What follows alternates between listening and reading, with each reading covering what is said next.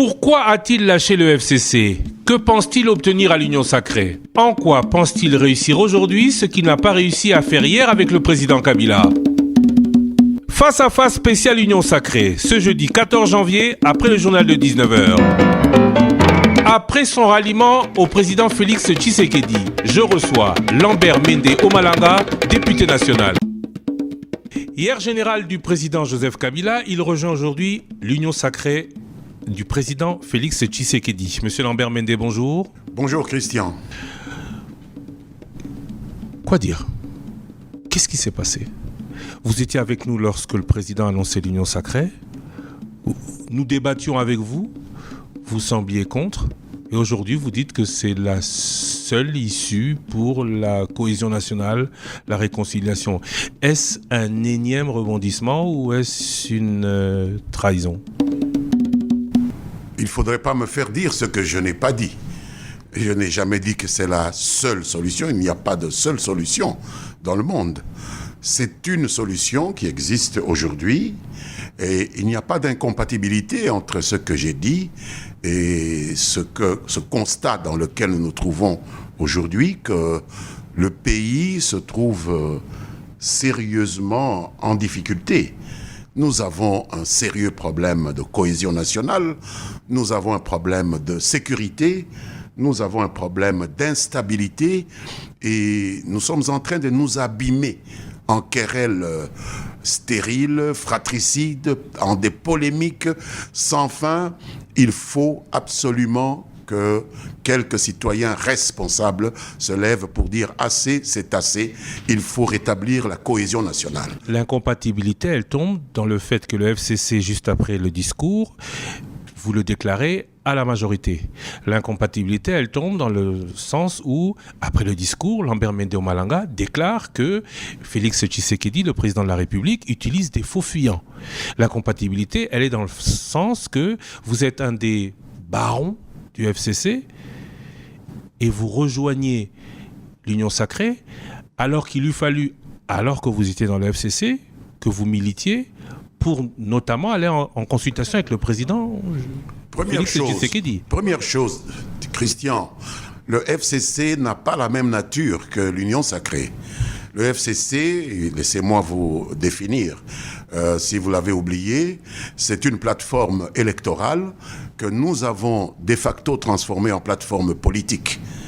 L'Union sacrée, d'après la définition que le président Tshisekedi m'en a faite, est une coalition gouvernementale de la même nature que celle qui a existé à la fin du processus électoral de 2018, FCC-CACH. Donc c'est deux choses tout à fait différentes. Et le fait d'appartenir au FCC ne rend pas incompatible l'appui que l'on peut apporter à la nécessité de créer un gouvernement plus large, une coalition beaucoup plus large. Vous y allez donc en tant que FCC ?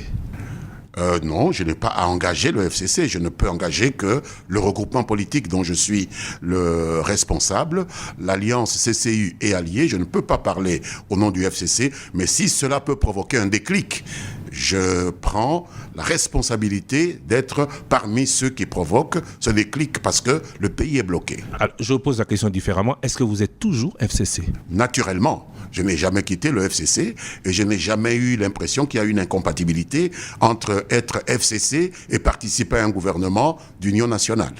Donc, vous allez au gouvernement en tant que CCU. Je ne vais pas au gouvernement.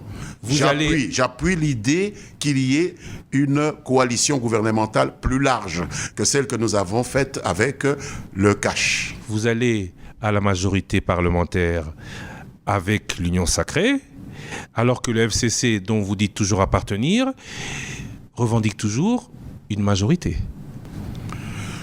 Cela doit pouvoir se discuter dans la mesure où nous n'allons pas bloquer le pays dans un débat de juristes. Je respecte beaucoup le droit, mais il est important de tenir compte des réalités parce que le peuple ne mange pas le droit. Je reçois des réactions depuis que nous avons commencé cette réflexion au sein de notre famille politique, l'Alliance CCU et Alliés, depuis plus d'une semaine. Vous savez que j'ai reçu les explications du président Tshisekedi que j'ai rencontré et à qui j'ai posé la question sur la nature exacte de son initiative, et j'ai partagé sa réponse avec tous les miens, et nous sommes arrivés à la conclusion qu'il fallait quelque part faire bouger les lignes. Vous avez dit ne pas s'enfermer dans le droit. Je reviens sur les faits. Le FCC est majoritaire, oui ou non? Juridiquement, le FCC est majoritaire. Politiquement, des évolutions peuvent être observées. Il faut en tenir compte. Avant que le constat ne soit fait, vous quittez le navire. Mais je n'ai pas quitté le navire. Qui vous a dit que j'ai quitté le navire? Vous êtes toujours au FCC? Naturellement. Et vous allez à l'Union Sacrée que le FCC refuse? Il n'y a aucune incompatibilité et je n'ai pas vu de décision que le FCC ait prise pour dire formellement qu'il refusait l'idée qu'on élargisse la majorité gouvernementale. Vous n'avez pas lu les communiqués de la coordination du FCC qui condamne ces manœuvres? Vous n'avez pas vu les communiqués de la coordination du FCC qui déclare la démarche du président Tshisekedi d'inconstitutionnelle? Vous savez, nous avons des problèmes au niveau de notre structure, le FCC. Vous savez que la coordination est elle-même remise en cause de l'intérieur même de la maison. Et donc, c'est un débat que je n'aimerais pas avoir ici pour ne pas donner l'impression de vouloir casser du sucre sur le dos de mes amis.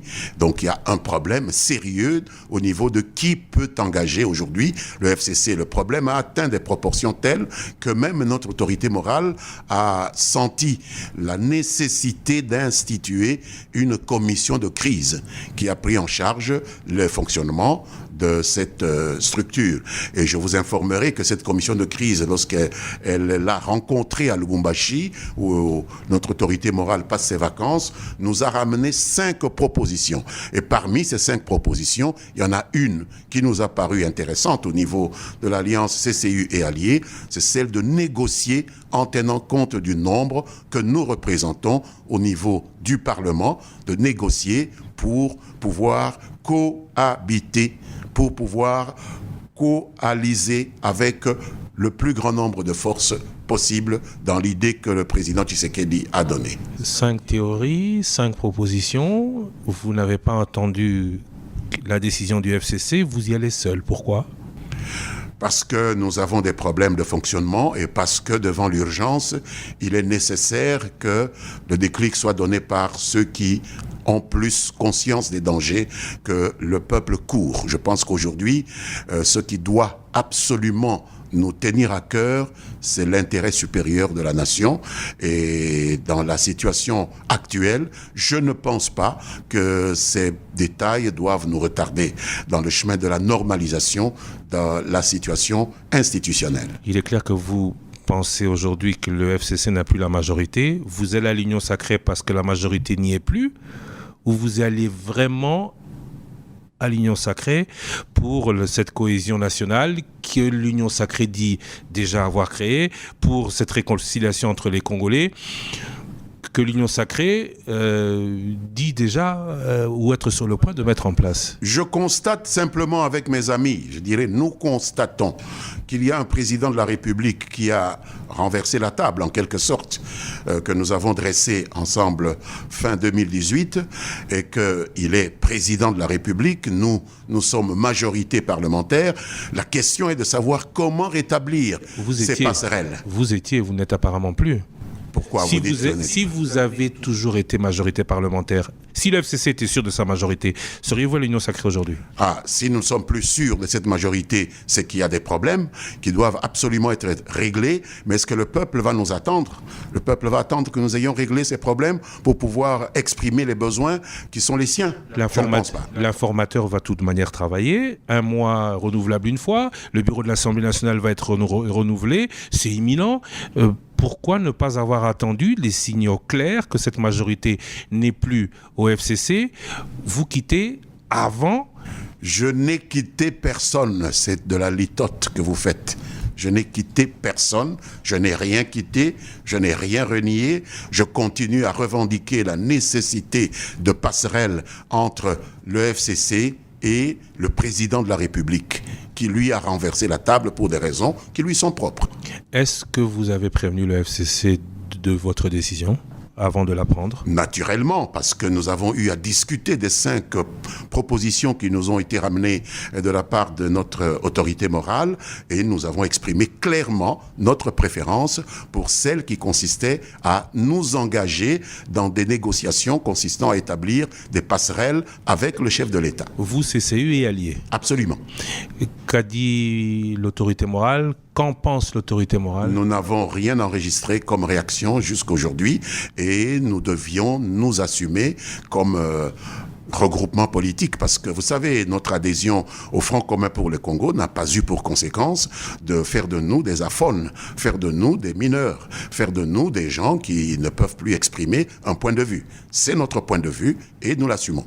Aujourd'hui, êtes-vous ce que certains déjà appellent dans cette arche de Noé que semble devenir l'Union sacrée, ou seriez-vous un cheval de Troie? Vous allez me dire non, mais pourquoi ferait-on confiance à un général du FCC qui dit être toujours du FCC alors que les autres qui sont partis avant vous du FCC ne s'en réclament plus, qui va dans une union sacrée alors qu'hier il aurait pu tout faire pour que tout le monde vous alliez ensemble dans une union sacrée pour la nation? Vous savez, je n'ai pas besoin de faire confiance à qui que ce soit, à part ceux qui m'ont mandaté pour être député aujourd'hui, être membre du FCC, qui est une plateforme de facto. Il y a beaucoup d'émotions dans ces analyses qui sont faites des positions que les uns et les autres prennent. Beaucoup de grandiloquence. Le problème que nous avons à résoudre est un problème de stabiliser un pays qui va à volo. Et donc nous devons assumer nos responsabilités, chacun de la manière qu'il estime la plus efficace. Voilà tout. Aujourd'hui, qu'est-ce que vous pensez pouvoir aller faire à l'Union sacrée et éventuellement au futur gouvernement que vous n'avez pas réussi à faire, puisque le constat du président de la République, Félix Tshisekedi, c'est que les 2 années avec le FCC et auparavant, Félix Tshisekedi est clair là-dessus, les années avec Kabila n'ont pas apporté le bonheur qu'il espère apporter avec cette union sacrée? Lorsque je me suis entretenu avec le président Tshisekedi, j'avais émis 3 souhaits que vous pouvez considérer comme des conditions qui ont abouti à ce que cette décision soit prise. Premièrement, relativement à la nature même de son initiative. Est-ce que c'était un parti politique ? Auquel cas, nous aurions été dans cette posture d'un parti qui va adhérer à un autre parti, ou d'un regroupement qui va adhérer à un autre regroupement. En réalité, telle n'était pas sa vision.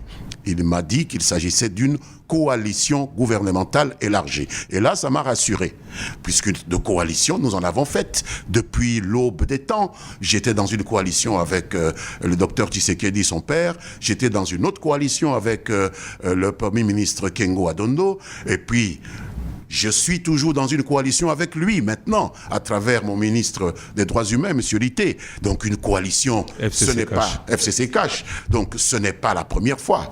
Deuxième condition que nous avons donnée, c'est qu'il puisse peser de tout son poids, qui est important, qu'il puisse s'impliquer comme président de la République et responsable d'un parti important dans le sérail politique congolais qui s'appelle l'UDPS, où nous constatons des attitudes de chasse aux sorcières contre le FCC. Donc vous voyez que je n'ai pas quitté le FCC, parce que je revendique cette nécessité de maintenir une passerelle avec le FCC, parce que le FCC, ce ne sont pas des diables, ce sont des Congolais. Et si on veut faire l'union de tous les Congolais, eh bien, il faut tenir compte aussi du FCC.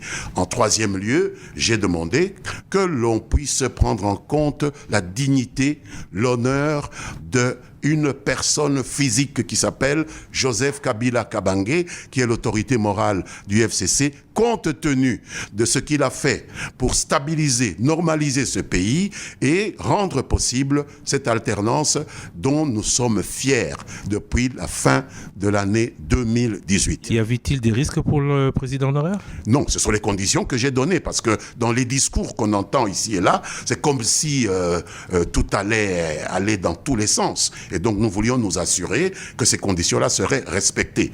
Compte tenu de ce que j'ai entendu de mes entraîneurs, entretien avec le président, je me suis engagé pour être peut-être un des rares à défendre ces options-là. Quoi faire dans cette union sacrée que vous n'avez pas réussi à faire depuis 10-15 ans?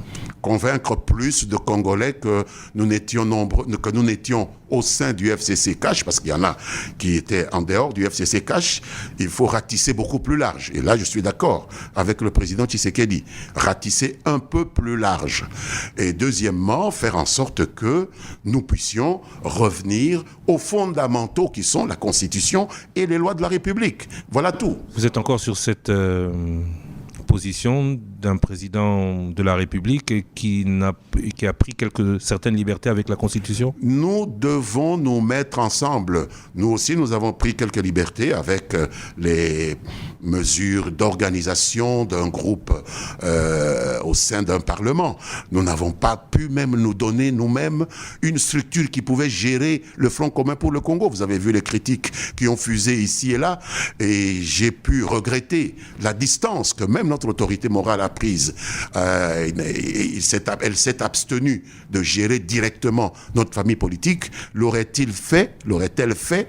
Certainement, nous n'aurions pas connu les déboires que nous connaissons aujourd'hui. Certains disent que cette débâcle du FCC est due à la coordination. Pour vous, c'est de la responsabilité du président Joseph Kabila? Nous tous, nous partageons cette responsabilité parce que nous aurions dû insister beaucoup plus fortement auprès de l'autorité morale pour qu'on mette en place une coordination beaucoup plus conforme à une organisation comme celle-là qui portait une majorité parlementaire dans un grand pays comme celui-là. Et nous ne pouvions pas laisser faire une coordination d'une seule personne. Ce n'est pas possible. Et nous l'avons fait. Et aujourd'hui, nous cueillons les fruits de cette espèce de négligence que nous avons observée. La responsabilité de cette débâcle, c'est une seule personne, c'est une Non, elle est partagée, je le dis. Partagée, absolument. Certes. Nous-mêmes aussi, parce que nous n'avons pas peut-être insisté suffisamment pour qu'il en soit autrement. Nous en avons parlé à Mbouela Lodge, nous en avons parlé à Safari Beach, nous en avons parlé à Kingakati, mais peut-être pas avec suffisamment de conviction pour amener notre autorité à prendre la décision qu'il fallait en termes de gestion de notre famille politique. Vous nous avez donné les conditions, ou en tout cas vous avez demandé au président de vous exposer ce qu'il voulait faire de cette union sacrée, ce que devrait être cette union sacrée. Mais cette union sacrée, nous avons eu il y a 2 jours ici un autre FCC qui est passé à l'union sacrée, Steve Bikaï pour le citer. Cette union sacrée n'existe pas encore. Quelle sera-t-elle? Quelle sera la contribution du CCU à la création de cette coalition? Les prémices que j'ai retirées de mon contact avec le président de la République m'ont amené à partager avec mes collègues de la Convention des Congolais Unis qu'il y avait espoir que les 3 conditions que nous avons émises seraient rencontrées et que, compte tenu de cela, nous devions encourager cette initiative. Nous devions l'appuyer. Voilà ce que je suis en train de dire. Je ne dis pas que je suis un Deus ex machina qui viendra faire des miracles, mais chacun doit apporter sa pierre à cet édifice, y compris les gens du FCC. Et j'encourage le président à ne pas laisser de côté le FCC. Aujourd'hui, le CCU est un parti politique, est un regroupement avec ses alliés qui représente un certain poids politique. Quelle va être votre implication et quelles sont les attentes en dehors de tout ce que vous pourrez dire comme raison sociale de cette union sacrée? Qu'attendez-vous? Certains disent que c'est peut-être la peur de l'opposition qui pointait à l'horizon. Est-ce qu'aujourd'hui, quelles sera aujourd'hui les revendications, les demandes du CCU allié à l'Union sacrée? Vous savez, Christian, nous sommes les produits d'une longue opposition. L'opposition ne nous fait pas peur. Nous sommes le produit d'une opposition. Moi-même, je suis allé en exil 10 ans en Belgique, où nous nous sommes connus, vous et moi. Et donc, ce n'est pas cela qui peut me faire peur. Je considère l'opposition, l'exil, peut-être même la prison, comme des lieux de formation d'une élite politique. Donc, ce n'est pas cela qui nous fait peur. Nous avons des problèmes concrets d'un pays qui doit absolument émerger, d'un pays qui doit se développer. Et nous sommes en train de nous distraire en des querelles que moi je considère comme stériles, que la Constitution a déjà eu à résoudre.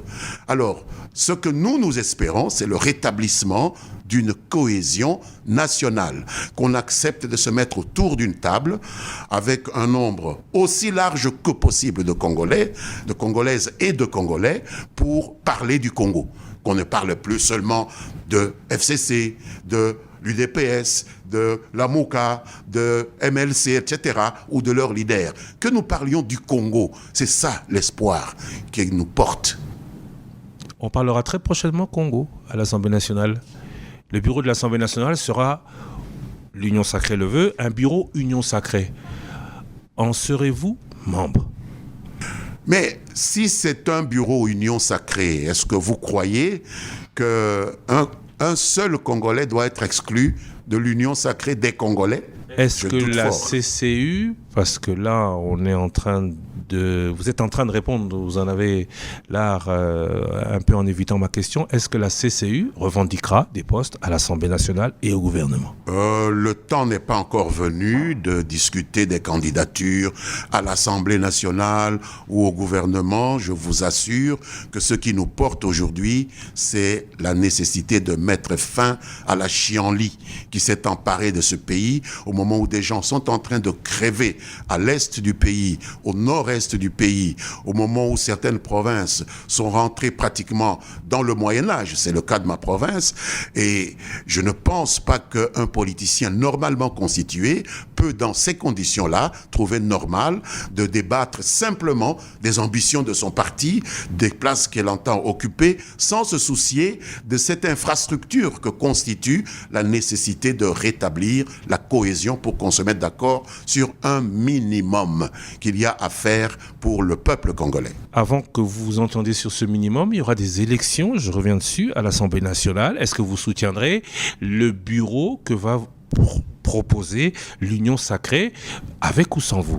Mais écoutez, tout dépendra de ce que les candidats... C'est pourquoi il y a une campagne électorale. Vous savez, les élections au bureau de l'Assemblée nationale sont précédées par une campagne électorale. Il y a plusieurs candidats qui viendront défendre chacun un programme. Nous entendrons, nous écouterons ce que chacun aura à dire, ce qu'il nous proposera comme projet de la gestion qu'il voudra nous proposer à l'Assemblée nationale, et nous aviserons le moment venu. Voilà tout. Le FCC dit que cette Assemblée nationale dirigée par son bureau d'âge ne peut pas faire du contrôle parlementaire. C'est un point de vue. Il ne m'appartient pas de débattre de cela ici avec vous. Est-ce que vous participerez éventuellement au vote de la motion de censure annoncée par certains à l'Union sacrée contre le Premier ministre si celui-ci ne démissionne pas? Je ne sais pas si cette motion est déjà effective. Je crois comprendre que d'après ce que le doyen d'âge de l'Assemblée nationale nous a annoncé, il n'y a pas de motion qui a été déposée jusqu'à présent. Je repose ma question, M. Lambert des choses qui ne sont pas encore réelles. Je repose ma question. Le président de la République veut le départ du Premier ministre qui n'a toujours pas démissionné. Si motion il y a, allez-vous participer, oui ou non, au vote? Le FCC annonce déjà plus ou moins qu'il n'y participera pas parce qu'il ne reconnaît pas au bureau d'âge la compétence de parler de contrôle parlementaire. Ça, c'est un problème juridique. Si la motion est présentée, chaque parlementaire en son âme et conscience, vous savez que le vote impératif n'est pas accepté en droit congolais. On ne peut pas imposer à un parlementaire le sens de son vote. Il vote en âme et conscience. Si la motion vient à être présentée, nous aviserons, puisque le Premier ministre ne va pas passer à la casserole sans avoir l'occasion de présenter ses moyens de défense par rapport à ceux qu'il accuse d'avoir posé je ne sais quels actes. À ce moment-là, chaque parlementaire, et j'en suis un, pourra en âme et conscience prendre une décision. Ce n'est pas devant votre média que je vais vous donner mon point de vue. En âme et conscience, par solidarité avec votre nouvelle future coalition, vous ne trouverez pas qu'il serait normal de voter, d'y prendre part? Je ne peux pas vous dévoiler ici et maintenant le secret de la décision que je prendrai en âme et conscience, puisque ça se passe dans ma conscience et dans mon âme. Est-ce que si celle-ci n'était pas en relation avec votre âme et conscience, vous pourrez, comme premier acte d'appartenance à l'Union Sacrée, voter contre la volonté du groupe auquel vous voulez désormais appartenir? On peut appartenir à un groupe et voter différemment des autres membres du groupe. C'est ça le principe de la non-légalité du vote impératif. Donc, ce n'est pas des questions qu'il faut poser à un parlementaire expérimenté comme moi. Je vote en fonction de mes convictions. Je ne vote pas en fonction des mots d'ordre que quelqu'un pourrait me donner. Comment pensez-vous faire la cohésion nationale si vos convictions vous montrent, c'était notamment le cas du FCC il y a peu, que la voie utilisée par l'Union Sacrée n'est pas bonne? Comment est-ce que vous y parviendrez? Je ne sais pas. Les questions concernant le jugement des valeurs sur les initiatives prises par l'Union Sacrée sont dépassées, à mon avis. Aujourd'hui, nous sommes en pleine déconfiture. Le pays est en pleine phase de décomposition. Il faut un déclic, il faut un sursaut. Je pense que ce débat est largement dépassé à l'heure où nous sommes. Ce débat est d'actualité au moment où les gens se posent la question de la sincérité des uns et des autres. Bien sûr que tout acte d'un être humain implique que l'on puisse évaluer si il pose cet acte de manière sincère ou non. Pour éviter les travers auxquels vous faites allusion, nous devons toujours nous concerter avec ce que nous appelons nos bases. C'est ainsi qu'après avoir parlé avec le président de la République le 6 janvier, je me suis abstenu de faire quelques déclarations que ce soit à la presse. J'ai attendu de pouvoir parler avec ma base, avec mes députés, avec mes sénateurs, et après cela, nous venons de faire connaître aujourd'hui notre point de vue. C'est la meilleure façon d'éviter de noyer ce qui doit être dit correctement dans des sentiments d'ordre personnel qui n'ont rien à voir avec l'intérêt général. Certains voient Jean-Pierre Bemba, excusez-moi, j'ai encore parlé des gens. Jean-Pierre Bemba, Premier ministre, le MLC semble mordicus tenir à cela. Moïse Katumbi, où son alliance prendrait la présidence du Parlement. Est-ce que travailler avec ceux que vous combattiez hier au sein du FCC sera chose aisée pour Lambert Mende? N'aurait-il pas peur de perdre de la crédibilité qui était la sienne? Ce n'est pas le nom d'un individu qui compte face à l'intérêt national.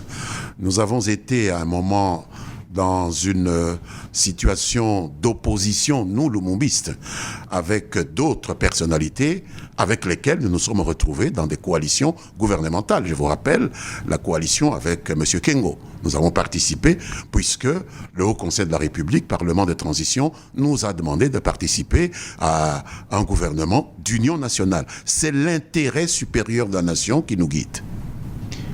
Steve Bika, je le recite, a parlé de faire allégeance au président dans cette union sacrée.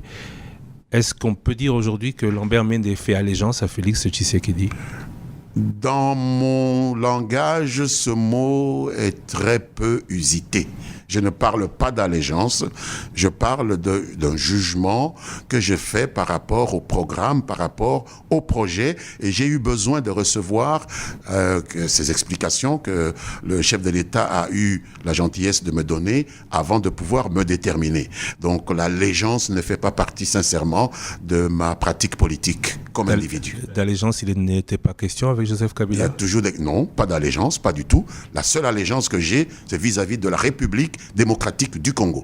Et c'est parce que Joseph Kabila s'est mis résolument au service des intérêts nationaux que, travaillant pour les intérêts nationaux, les gens ont conclu que moi, je travaillais pour Joseph Kabila. Il ne m'a jamais engagé comme quelqu'un qui travaille pour lui individuellement. Il ne me l'a jamais demandé. Jamais. Aucun jour. Le Front commun pour le Congo a annoncé il y a peu son retour en politique. Est-ce que c'est votre avis? Mais le Front commun pour le Congo n'a jamais quitté la politique, que je sache. Le retour du président Kabila.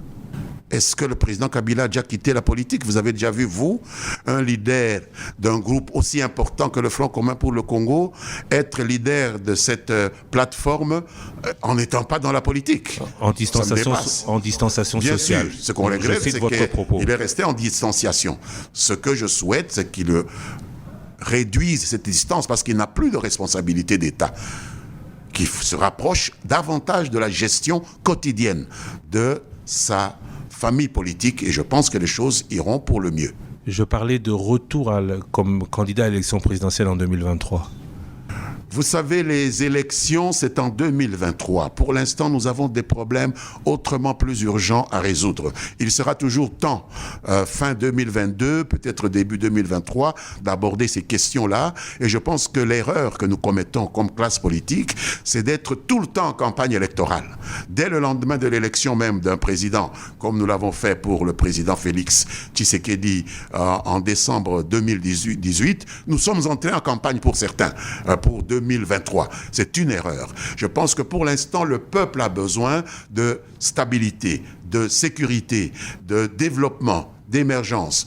Et c'est pourquoi nous avons au niveau de la législation l'habitude de limiter la campagne électorale à 1 mois. Et moi, je suis de ceux qui approuvent cette façon de faire. Donc, je ne vais pas me lancer dans un discours de campagne électorale maintenant. C'est prématuré. Certains ont dit que la crise actuelle entre Félix Tshisekedi et Joseph Kabila est due justement à 2023. C'est possible. Certains disent que les origines de la crise actuelle sont dans le conflit de 2023 entre la candidature promise par le candidat Félix Tshisekedi à Joseph Kabila en 2023 et la volonté aujourd'hui de Félix Tshisekedi de vouloir briguer un nouveau mandat. Est-ce votre avis? D'abord, ce sont des supputations parce que, à ma connaissance, cet accord n'a pas été rendu public. Moi, j'en ignore les tenants et les aboutissants. Mais si tel est le cas, ma conviction est que discuter de cette question de candidature pour 2023, avant même le début du quinquennat de celui qui concluait une alliance avec notre autorité morale, était quelque chose d'assez maladroit, qui pouvait nous entraîner effectivement dans des problèmes que nous connaissons maintenant. Il aurait fallu attendre le moment propice pour pouvoir aborder ces questions-là, parce que je pense que avant l'heure, ce n'est jamais l'heure, et après l'heure non plus. Il faut savoir choisir le moment opportun pour aborder. Avec le recul, comme le disait le président Tshisekedi, le FCC gênait-il son action comme président de la République? Je ne suis pas le porte-parole du président Tshisekedi. Vous lui poserez la question, mais si tel est le cas... C'est ce qu'il a dit dans son discours, c'est ce qui a été constaté au cours des consultations, c'est ce qui a amené à l'Union sacrée. Ben, si le FCC gênait le président Tshisekedi, il eût été, à mon avis, approprié de pouvoir poser le problème au FCC, pour pouvoir avoir du FCC peut-être l'adaptation de ses comportements ou de ses attitudes par rapport à celui qui occupe la fonction aujourd'hui de première institution du pays et avec lequel le FCC a cru devoir, par patriotisme, conclure un accord de coalition. C'est important que ces choses-là soient mises sur la table, discutées en adulte et de manière responsable. Aujourd'hui, avec l'Union sacrée, il pourra mieux travailler qu'avec le seul FCC? L'Union sacrée, dans la mesure où il la conçoit comme une coalition beaucoup plus large que celle qu'a été le FCC et le CACH, pourrait permettre effectivement de mieux travailler parce qu'il y a plus d'esprit autour des problèmes comme ceux-là et donc plus de solutions qui peuvent être envisagées de part et d'autre. Pourquoi a-t-il lâché le FCC? Que pense-t-il obtenir à l'Union sacrée? En quoi pense-t-il réussir aujourd'hui ce qu'il n'a pas réussi à faire hier avec le président Kabila? Face à face spécial Union sacrée, ce jeudi 14 janvier, après le journal de 19h. Après son ralliement au président Félix Tshisekedi, je reçois Lambert Mende Omalanga, député national.